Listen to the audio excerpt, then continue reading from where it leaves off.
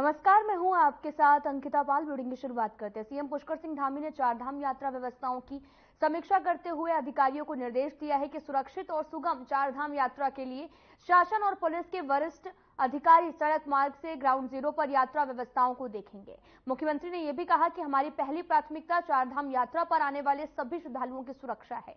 उन्होंने सभी श्रद्धालुओं से भी अनुरोध किया कि उनके चारधाम यात्रा के लिए रजिस्ट्रेशन के अनुसार जो भी तिथि मिली है उसके अनुसार ही दर्शन के लिए आए। या फिर सीएम ने यह भी कहा कि चारधाम यात्रा व्यवस्थाओं से संबंधित सभी जानकारी लोगों तक स्पष्ट रूप से जाए और इसके लिए शासन के वरिष्ठ अधिकारी प्रतिदिन मीडिया ब्रीफिंग करें। चूंकि एक 15 दिन का एक हम लोगों ने निवेदन किया था अन्य राज्यों से भी सबसे कि क्योंकि शुरू के दिनों में अत्यधिक संख्या होने के कारण से जो इस प्रकार के अतिथि आते हैं तो उसके कारण से यात्रा में कोई व्यवधान न हो, सामान्य जो तीर्थ यात्री हैं श्रद्धालु उनको परेशानी न हो, थोड़ा उसको और बढ़ाया है। अभी उसको एक्सटेंड कर रहे हैं कि जब तक यात्रा पूरी तरह से सामान्य स्थिति में नहीं आ जाती है, यात्रा प्रॉपर चलने नहीं लगती, तब तक चूंकि वो अपनी यात्रा को थोड़ा पोस्टपोन करेंगे तो अच्छा रहेगा।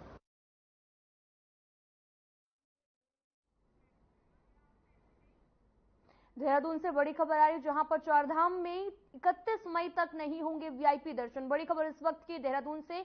भक्तों की भीड़ देखकर प्रशासन का बड़ा फैसला। धामी सरकार ने वीआईपी दर्शन पर लगाई रोक। श्रद्धालुओं की सुविधा को देखते हुए ये रोक लगाई गई है। बड़ी खबर इस वक्त की देहरादून से। चारधाम यात्रा में वीआईपी दर्शन बंद कर दिए गए हैं। भक्तों की भीड़ को देखते हुए ये निर्णय लिया गया है। बड़ी खबर इस वक्त की देहरादून से। चारधाम में 31 मई तक नहीं होंगे वीआईपी दर्शन। भक्तों की भीड़ देखकर प्रशासन का बड़ा फैसला। धामी सरकार ने वीआईपी दर्शन पर लगाई रोक। श्रद्धालुओं की सुविधा को देखते हुए ये रोक लगाई गई है। भक्तों की भीड़ देखकर प्रशासन ने ये रोक लगाई है। चारधाम यात्रा में 31 मई तक अब वीआईपी दर्शन नहीं हो पाएंगे। भक्तों की भीड़ को देखकर यह बड़ा फैसला लिया गया। धामी सरकार ने वीआईपी दर्शन पर रोक लगा दी है।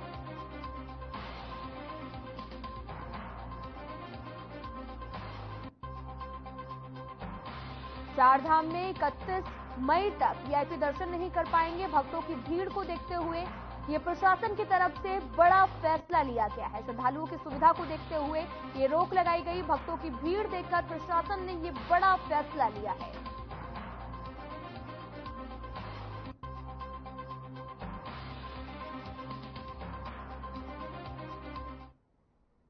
बीजेपी प्रदेश प्रवक्ता सुनीता विद्यार्थी ने बीजेपी मुख्यालय देहरादून में प्रेस कॉन्फ्रेंस की।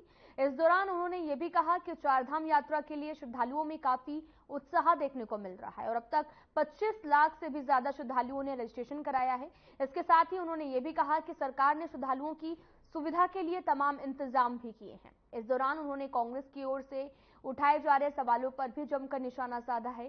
साथ ही उन्होंने ये भी कहा कि चारधाम यात्रा प्रदेश के लिए काफी महत्वपूर्ण है। इसके लिए सभी को सहयोग करना चाहिए।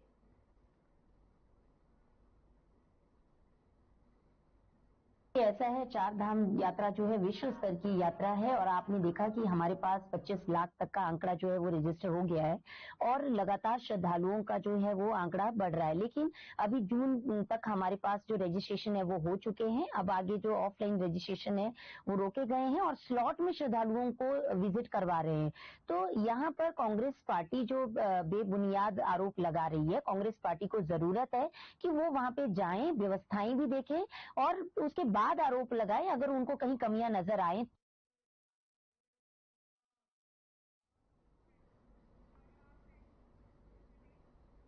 उत्तराखंड सरकार ने चारधाम के मंदिर परिसरों के आपको बताते चले कि 50 मीटर के दायरे में मोबाइल फोन के उपयोग का प्रतिबंध लगा दिया है। वहीं धामों में रील बनाकर भ्रामक सूचनाएं फैलाने वालों के खिलाफ सीधे एफआईआर दर्ज कराई गई और ऐसे में धामों में अब श्रद्धालु ना तो मोबाइल का इस्तेमाल कर पाएंगे, ना ही सोशल मीडिया प्लेटफॉर्म के लिए भी रील बना पाएंगे।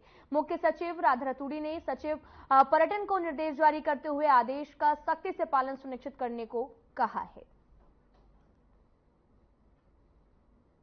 माननीय मुख्यमंत्री जी ने अभी चारधाम यात्रा की व्यवस्थाओं की समीक्षा की थी और उसमें ये बात आई थी कि कुछ लोग ऐसे हैं जो मंदिर परिसर में जाके वीडियोग्राफी कर रहे हैं या रील बना रहे हैं, गाने गा रहे हैं, म्यूजिक बजा रहे हैं, जिससे श्रद्धालुओं की धार्मिक आस्था को ठेस पहुंचती है। तो ये निर्देश हैं कि मंदिर परिसर के 50 मीटर की परिधि में कोई भी रील या वीडियो नहीं बनाएगा। मोबाइल रखने पे कोई रोक नहीं है, मोबाइल आप रख सकते हैं। मोबाइल पे जैसे सामान्य बातचीत होती है, आप बातचीत भी कर सकते हैं, लेकिन वहां पर मंदिर में जाके नाच गाना करके, ढोल नगाड़े बजा के वीडियोग्राफी या रील नहीं बनाएंगे।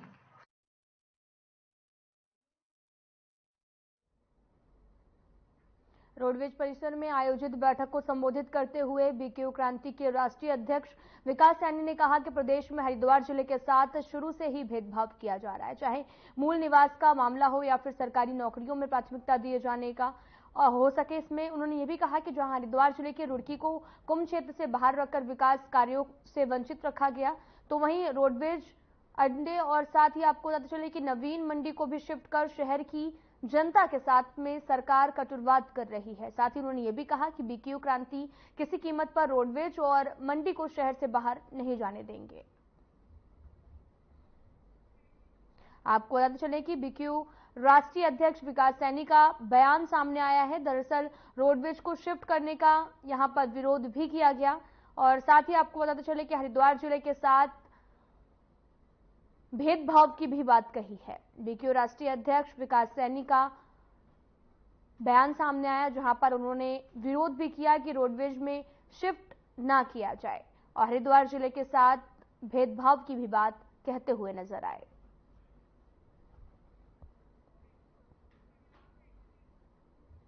घर घर गंगा जल पहुंचाने की केंद्र सरकार की योजना परवान चढ़ने लगी है। गंगोत्री ऋषिकेश से भेजे जा रहे गंगा जल को डाक विभाग अहमदाबाद मेल और मसूरी एक्सप्रेस से देश के कई शहरों में पहुंच रहा है। गंगा जल की 200 ml की बोतल की कीमत 15 रुपए और गंगोत्री में भरी जा रही बोतल की कीमत 25 रुपए रखी गई है। वहीं जीपीओ डाक सेवाएं देहरादून के निदेशक अनुसुईया प्रसाद चमोला ने भी बताया कि गंगा जल की डिमांड देश विदेश से काफी संख्या में आ रही है और जीपीओ देहरादून अभी को घर से बैठे गंगा जल उपलब्ध जो है वो करा रहे हैं और ये अपने आप में एक बड़ी बात है।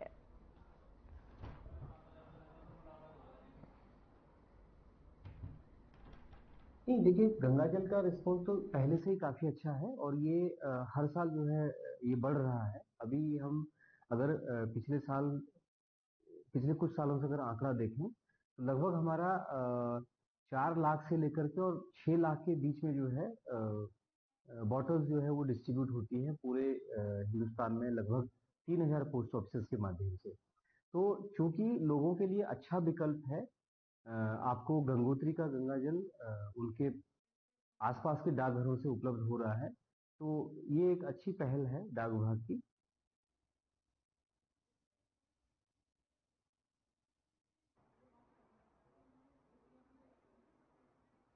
जनपद चमोली में जिला कारागार में तैनात डिप्टी जेलर का भी एक युवती ने गंभीर रूप से जो है वो आरोप लगाए हैं, जिसको लेकर हिंदू परिषद संगठन के पदाधिकारियों ने चमोली थाने पहुंचकर युवती को न्याय दिलाने और आरोपी निलंबन की मांग की है। जानकारी के अनुसार जिला कारागार पुसाड़ी में तैनात डिप्टी जेलर नईब अब्बास को घायल स्थिति में जिला अस्पताल गोपेश्वर में भर्ती कराया गया। प्राथमिक उपचार के बाद जेलर की हालत खतरे से बाहर बताई जा रही। मामले में नया मोड़ तब आया जब बिजनौर निवासी एक युवती ने डिप्टी जेलर पर गंभीर आरोप लगाए हैं। युवती के अनुसार जेलर लंबे समय से उसके साथ में जोर जबरदस्ती और शोषण करता रहा है।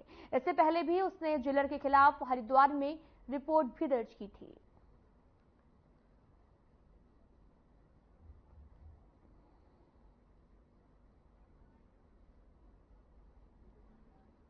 इसमें अभी बेसिकली एक मामला हमारे संज्ञान में है, जिसमें एक पीड़िता है, एक महिला बिजनौर की रहने वाली, उनकी तरफ से एक तहरीर दी गई है जो हमारे पुसाड़ी जेल चमोली के जेल अधीक्षक हैं उनके खिलाफ थी। उनके द्वारा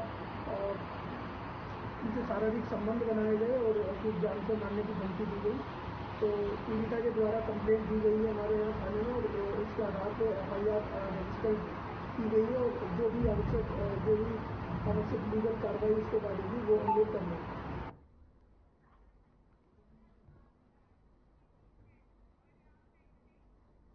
उत्तराखंड दून अस्पताल में व्यवस्थाओं को लेकर प्रोफेसर अनुराग अग्रवाल ने कहा कि गुरुवार को भी जो है प्रचार की तरफ से एक रूटीन राउंड हुआ है जो हफ्ते में 1-2 बार होता रहता है। उसमें से जो भी खामियां पाई जाती हैं उसका तत्काल निवारण भी किया जाता है। साथ ही अब अस्पताल की तरफ से ये निर्णय लिया गया कि वेटिंग रूम में सभी डॉक्टरों के लिए एक टेबल लगाई गई है, जिस पर आपको पता चले कि डॉक्टर आपस में इमरजेंसी मरीजों को लेकर विचार विमर्श कर सके।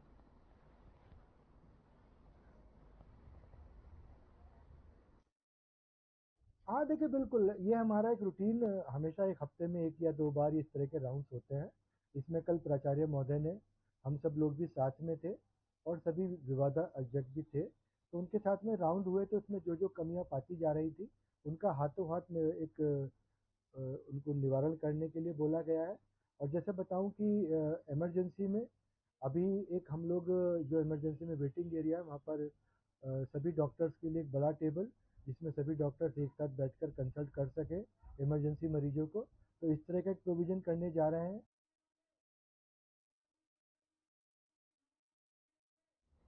महानगर कांग्रेस कमेटी के तत्वाधान में कार्यकर्ता सम्मेलन का आयोजन किया गया, जिसमें नैनीताल लोकसभा क्षेत्र से कांग्रेस प्रत्याशी प्रकाश जोशी और पूर्व विधायक संजीव आर्य भी मौजूद रहे। कार्यक्रम के दौरान आगामी 4 जून को लोकसभा चुनाव की मतगणना में बनाए गए एजेंट कांग्रेसी कार्यकर्ताओं को दिशा निर्देश भी दिए गए हैं। इस दौरान प्रकाश जोशी ने पत्रकार वार्ता में बताया कि उन्हें विश्वास है कि इंडिया गठबंधन की सरकार ही बनने जा रही है और इसके साथ ही उन्होंने ये भी कहा कि देश में बीजेपी शासन ने कार्यकाल की नाकामियों की वजह से जनता हताश है, महंगाई चरम पर है, हर नौजवान, बुजुर्ग, महिला बीजेपी सरकार का तख्ता पलटने का मन जनता ने बना लिया है।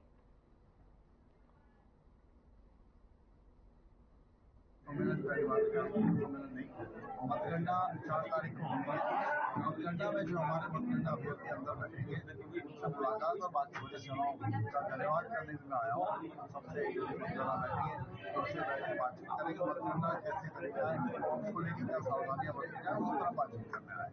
दरअसल में आज हमारे इंडिया गठबंधन के कांग्रेस के प्रत्याशी लोकप्रिय माननीय प्रकाश जोशी काशीपुर आ रहे हैं। उनका मेन मकसद ये है कि जिन जिन लोगों ने हमारे सभी कार्यकर्ताओं ने सांसदी का चुनाव, एमपी का चुनाव बड़े तन मन से और शिद्दत के साथ लड़ाया है, उन सभी कार्यकर्ताओं का धन्यवाद और शुक्रिया अदा करने के लिए माननीय प्रकाश जोशी जी काशीपुर कांग्रेस भवन में पहुंचने वाले हैं।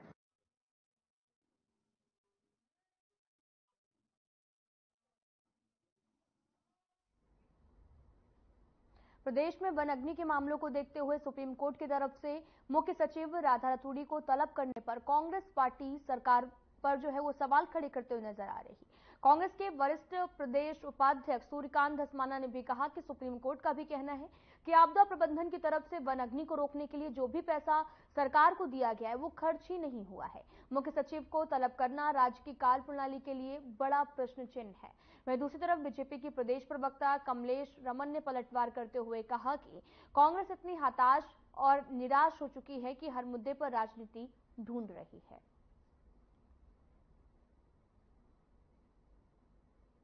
कहने के बावजूद भी अब सुप्रीम कोर्ट ने भी इसका खुलासा कर दिया। हमने तो कहा था कि आपदा प्रबंधन विभाग पूरी तरह से फेल हुआ है। अब सुप्रीम कोर्ट भी कह रहा है कि आपदा के मद में जो पैसा वनाग्नि को रोकने के लिए, उस पर नियंत्रण करने के लिए, यंत्र खरीदने के लिए, तमाम उपकरण खरीदने के लिए जो पैसा देना चाहिए था वो राज्य की सरकार को ने खर्च ही नहीं किया। अब सुप्रीम कोर्ट तलब कर रही है अगर चीफ सेक्रेटरी को, तो इससे बड़ा राज्य की सरकार की कार्यप्रणाली पे प्रश्न चिन्ह क्या होगा। तो राज्य की वनाग्नि के लिए जिस तरह से हम लोग पहले से कह रहे थे कि राज्य का आपदा प्रबंधन विभाग, देखिए कांग्रेस इतनी हताश और निराश हो चुकी है कि वो हर चीज में राजनीति को ढूंढ रही है, हर चीज में राजनीतिक रोटियां सेकने का काम कर रही है। अगर सुप्रीम कोर्ट ने मुख्य सचिव को तलब किया तो इसमें इतना खुश होने की आवश्यकता नहीं है कांग्रेस को, क्योंकि जब उनकी सरकार थी तब भी सुप्रीम कोर्ट, हाई कोर्ट तलब किया करते थे जब अगर कोई बात होती थी। तो मुझे लगता है कि तमाम इन सारी चीजों के लिए जो सुप्रीम कोर्ट का आदेश है, जिन्होंने उन्हें तलब किया है वन अग्नि को लेकर के, मुझे लगता है वो जवाब देंगे अधिकारी। लेकिन कांग्रेस अपने आप में ही अपनी पीठ थपथपाने का काम करती है और सुप्रीम कोर्ट के आदेश पर वो इतनी खुश होने का काम करती है, सरकार पर टीका टिप्पणी करने का काम करती है, क्योंकि सरकार बखूबी अपना काम कर रही है, कर्मचारी अपना काम कर रहे हैं, अधिकारी अपना काम कर रहे हैं।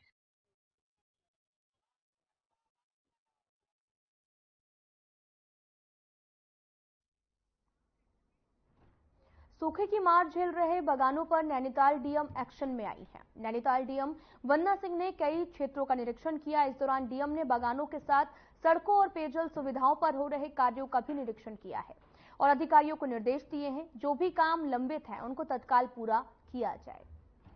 आगे विभिन्न योजनाओं में, जिला योजना इत्यादि में क्या मदद की जा सकती है, किस तरह की चीजें किसानों की आवश्यकता है। जैसे इस एरिया में एक चीज निकल कर आई कि यहाँ पर बाकी इन्वेस्टमेंट में मदद की अपेक्षा यहाँ वाटर हार्वेस्टिंग स्ट्रक्चर्स में लोगों को मदद चाहिए, तो उसमें कृषि विभाग ने कुछ अभिनव प्रयोग किए हैं जिनका लाभ भी किसानों को मिल रहा है, उसको भी बढ़ाने के लिए निर्देश दिए हैं। इसके अलावा अन्य किसानों को मार्केटिंग में हेल्प करना, कोऑपरेटिव फेडरेशन वगैरह किसानों का बनाना या एफपीओ वगैरह बनाना, इस सब में भी आगे विभाग काम करेगा। अभी जो पुराने काम चल रहे हैं उनका फीडबैक हम लोग आज ले रहे हैं।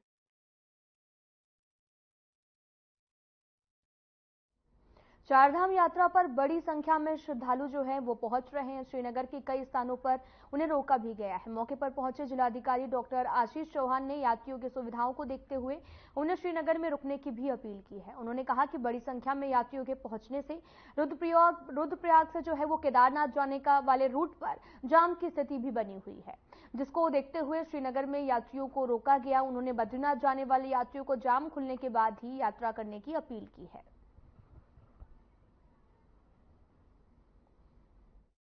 हमें मिली है अभी तक तो ऊपर के इलाके में काफ़ी ज़्यादा रश है, अनएक्सपेक्टेड नंबर काफ़ी बड़ा है। इस कारण से जब तक कि ऊपर के जाम की कंडीशन क्लियर नहीं होती तब तक के लिए श्रीनगर में हम लोगों ने अरेंजमेंट्स करा रखे। पार्किंग की व्यवस्था की गई है, वहाँ पे लाइट्स लाउड स्पीकर के थ्रू हम कॉन्टिन्यूसली इंफॉर्मेशन भी डिसेमिनेट करने वाले हैं। साथ ही कंट्रोल रूम भी इस्टेब्लिश किया जा रहा है ताकि उनको जो भी मदद ली जानी हो वहाँ से ली जा सके। और साथ ही हम लोगों ने इन लोगों के रुकने की अरेंजमेंट्स भी कर दिए हैं जो हमारे तीर्थयात्रीगण हैं। तो कोशिश ये की जा रही है कि किसी किस्म की असुविधा ना हो सभी लोगों को, और जैसे ही जाम की स्थिति क्लियर होती है यहाँ से गाड़ियों को रवाना करें। चारधाम यात्रा के दौरान यात्रियों की सुरक्षा को देखते हुए परिवहन विभाग की तरफ से कॉमर्शियल वाहन चालकों के स्वास्थ्य की जांच की जा रही है। इस बात को लेकर आरटीओ प्रशासन सुनील शर्मा ने भी कहा कि ऋषिकेश और हरिद्वार में गाड़ियों के ग्रीन कार्ड बनाने के साथ में मेडिकल चेकअप भी किया जा रहा। साथ ही उन्होंने ये भी कहा कि चालकों से बात कर ही पता लगाया जा सकेगा कि उन्हें बीपी, शुगर या फिर आंखों की कोई बीमारी ना हो। इसके साथ ही बुजुर्ग यात्री में भी जो है इस मेडिकल कैंप का फायदा उठा रहे हैं।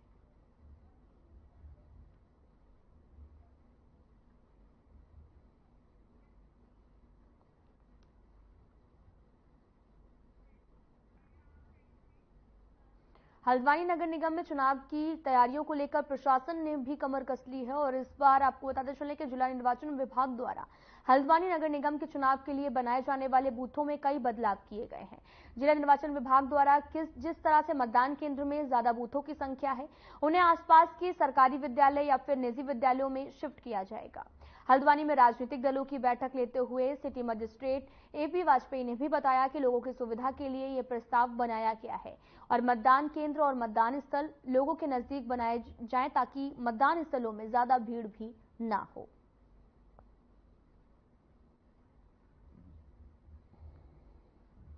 देखिए, हम अभी नगर निकाय सामान्य निर्वाचन 2024 में होने हैं और नगर निगम हल्द्वानी में हमारे 278 पोलिंग बूथ हैं, 60 वार्ड हैं, 2,33,000 से अधिक यहाँ पर मतदाता हैं।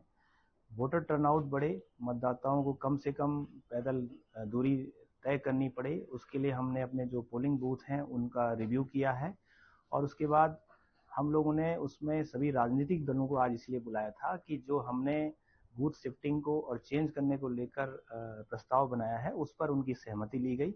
कुछ उनके सुझाव और हमें प्राप्त हुए हैं, उनका भी हम परीक्षण करा रहे हैं। उसके बाद बूथ संशोधन के लिए प्रस्ताव जिला स्तर के माध्यम से निर्वाचन आयोग को भेजा जाएगा।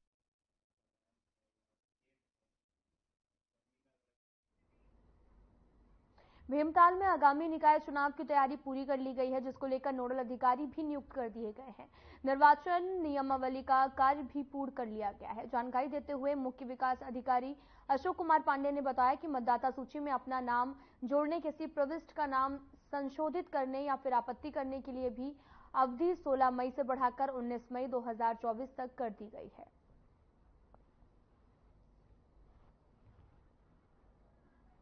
निकाय चुनाव की तैयारियों के लिए हम लोगों ने नोडल ऑफिसर्स अपॉइंट कर दिए हैं विभिन्न जो कार्यक्रम होने हैं उसके लिए। इसके अलावा निर्वाचन नामावलियां हमारी तैयार हो गई हैं और निर्वाचन नामावलियां पिछले 9 तारीख से पब्लिक के इंस्पेक्शन के लिए रखी गई कि उनके कुछ दावे आपत्तियां हों तो उसको वहाँ पे कर सकते हैं और ये प्रक्रिया 19 तक चलेगी।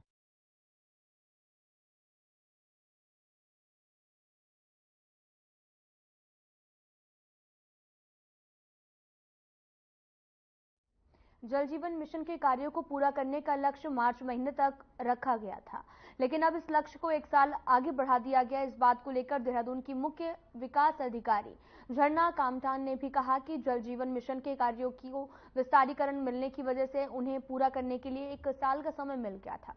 साथ ही उन्होंने ये भी कहा कि हमारे अधिकांश कार्य जो हैं वो पूरे हो चुके हैं, लगभग 90 कार्य पूरे होने अभी बाकी हैं।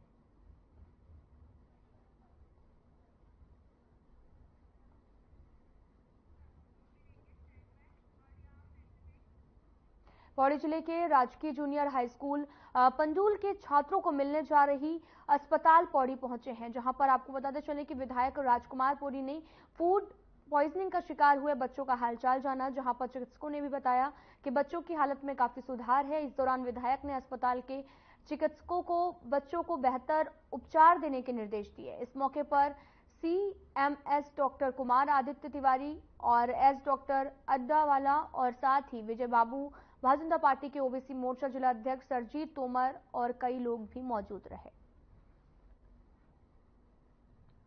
इस समय मैं इतना जरूर कहूंगा कि कल जैसे मुझे पता लगा और हमारे कार्यकर्ताओं को जैसे वहां पता लगा बच्चों को जो है फूड पॉइजनिंग की वजह से तबियत खराब हो रही है, तो हमारे यहाँ पर मंडल अध्यक्ष विवेक मंगाई और अन्य कार्यकर्ता उनके साथ विद्यालय में पहुंचे और उन बच्चों को तुरंत ट्रीटमेंट के लिए पौड़ी जनपद जिला मुख्यालय अस्पताल में ले आए और वहां पर उनका अच्छा ट्रीटमेंट हुआ। आज मैं स्वयं देखने गया था तो आज उनको डिस्चार्ज भी कर दिया गया है और वो स्वस्थ हैं। बिल्कुल उनको अच्छी तरह से यहाँ पर ट्रीटमेंट दिया गया जिला अस्पताल के द्वारा और आज उनको वापस विद्यालय घर भेजा गया है।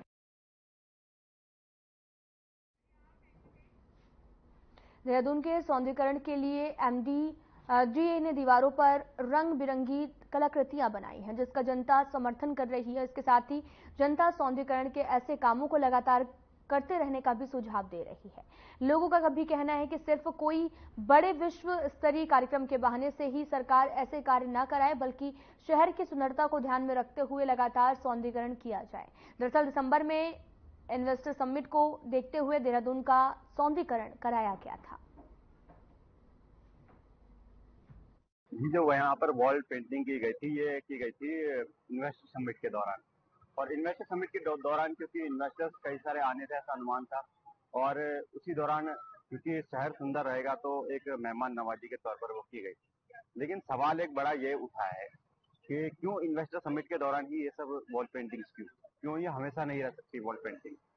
स्मार्ट सिटी MDDA ने इसको किया है और उसके बाद अक्सर देखने में आया कि जो वॉल पेंटिंग्स बनाई गई थी तो कई जगह पर जिन वॉल में वो बनाई गई थी वो वॉल ही तोड़ दी गई क्योंकि वो जर्जर स्थिति में थी। उत्तराखंड में ग्लोबल इन्वेस्टर समिट के दौरान हमारे वॉल पेंटिंग बनाई गई थी। ये काफी जो बाहर से लोग आ रहे थे उनको देखने में काफी अच्छी लगी। जो बाहर से लोग आए उनको काफी इम्पैक्ट पड़ा होगा और कहीं ना कहीं ये ना हमारी जो खाली दीवारें हैं उनको फिल करने के लिए काफी अच्छी लगेंगी। और मैं अपनी सरकार से यही दरख्वास्त करूंगा कि जितनी भी खाली दीवारें हैं तो उनपे ना वॉल पेंटिंग ज्यादा से ज्यादा की जाए। जी मैं ये बोलना चाहूंगा इससे बहुत ज्यादा फायदा मिला है, बहुत ही ज्यादा सौंदर्यीकरण बढ़ा है, जिससे देहरादून ही नहीं पूरे उत्तराखंड का बढ़ा है। जहाँ भी ये हमारे समिट हुए G20 हुआ, इससे मतलब बहुत सारी चीजें ऐसी होंगी। एक तो हमारी हिंदी सबसे आगे निखर के आई, हमारी कला बाहर निकल के आई, जो देश विदेश के लोगों ने देखा कि हाँ भाई ये है रंगोली, ये चीज है, हमारे यहाँ की क्या सांस्कृतिक चीज है उत्तराखंड की, उसकी पेंटिंग लगी है।